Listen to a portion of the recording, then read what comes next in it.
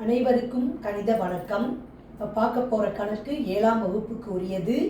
எண்ணியல் பாடத்தில் முழுக்களின் கூட்டல் பண்புகள் அதை பற்றி படிக்க போகிறோம். அதில் கூட்டல் சமணி அல்லது சமணி உறுப்பு அதை பற்றிய கணக்கை எடுத்துக்காட்டு கணக்கோட ஒப்பிட்டு பார்க்க போகிறோம். கூட்டல் சமணினா என்ன அப்படின்னா பூஜ்ஜியம். கூட்டல் சமணி என்றால் என்ன? பூஜ்ஜியம்.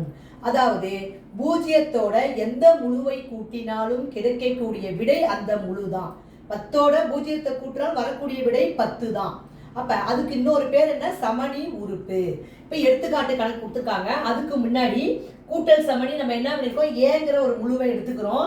ஏவோட எதை கூட்டுறோம்? பூஜ்ஜியத்தை கூட்டுறோம். கூட்டினால் வரக்கூடிய விடை என்ன? ஏ தான். அப்ப அது ஈக்குவல் டு 0 பிளஸ் ஏ. பரிமாற்று பண்பு மாரி என்ன பண்ணிருக்கோம்? ஏ plus 0 equal to 0 plus A. வரக்கூடிய ஆன்சர் என்ன? ஏ.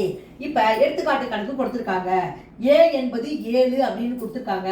அப்ப 7 பிளஸ் 0 ஈக்குவல் டு என்ன கிடைக்கும்? 7ஓட 0 கூட்டினா என்ன கிடைக்கும்? 7 தான் கிடைக்கும்.